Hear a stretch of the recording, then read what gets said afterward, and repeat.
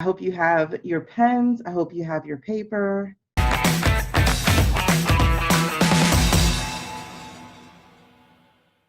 So, what stands in the way of making consistent sales? Now, I want to hear from you guys as we talk about this. Which of these are you? Are you the person who is mired in perfectionism? You are going to tweak your brand colors, your fonts, your slides, your products, your look, your photo shoot. You're just going to tweak everything until it's just perfect before you actually show up, because it's got to be right. It's got to be done, right? Um, and I'm just going to tell you right now, and it sounds cheesy, but there's no such thing as perfection. Imperfection is perfection. All right, so the second one, and this is the one that I was very guilty of, being a person who came from the education industry, coming into this business industry, I compared myself a lot to people.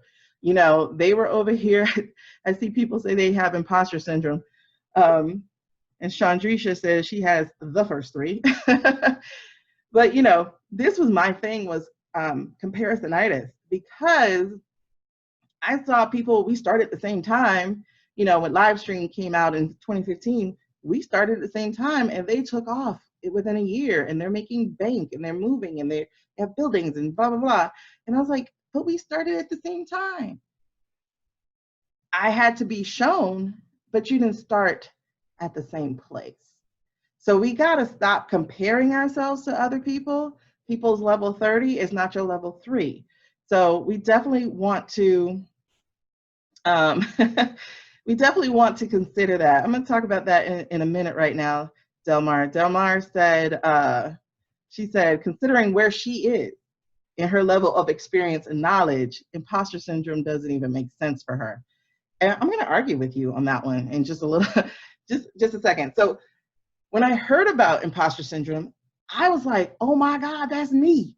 You know, like, I'm not worthy to show up. I'm like, I actually believe that was me. You know, I was like, yeah, I'm afraid of people seeing how great I am, because I don't believe that I am that great. Or, you know, yeah, the stuff that I did was easy. You would be the person who is on a football team. You're the quarterback. You hit 100% of your throws 100% of the time, and every one of them turned into a touchdown. And you would go, yeah, I have a great team. Yes, you do.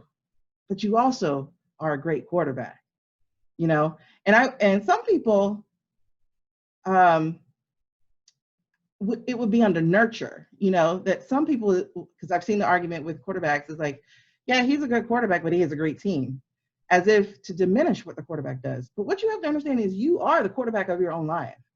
So yes, you have a great team. Yes, you have great friends. Yes, you come from a bloodline who may already have some things in place, but you're still a pretty darn good quarterback.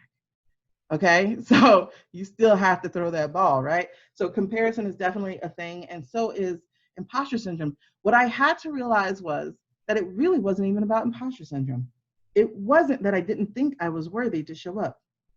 For me, and I'm going to argue that for you, Delmar, because I do know you on a personal level, for me, I will argue that you're afraid of your own greatness, because I was.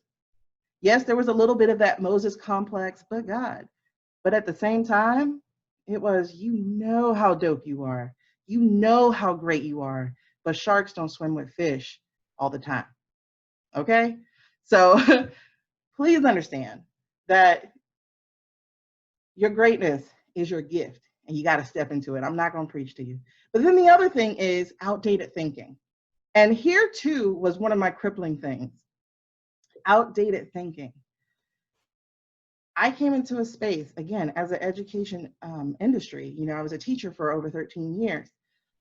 And everybody else was talking avatar and ICAs and income generating activities and all these other buzzwords from the business space. And so I'm over here trying to learn their language. But instead of trying to be more of the same, I should have been more of me, right? And it wasn't until I was more of me that I started showing up.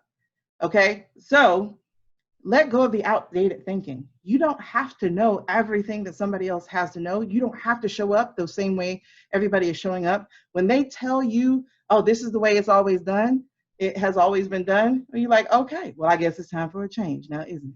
So go in, shake it up, be the disruptor of your industry. Get rid of that outdated thinking. So if any of these four have held you back from making consistent sales, can I please get in the comments, no more? I just want you to type the words no more. Okay? And that means that we're going to work to endeavor from here on and here forward that we are not going to allow these four things to get in our way.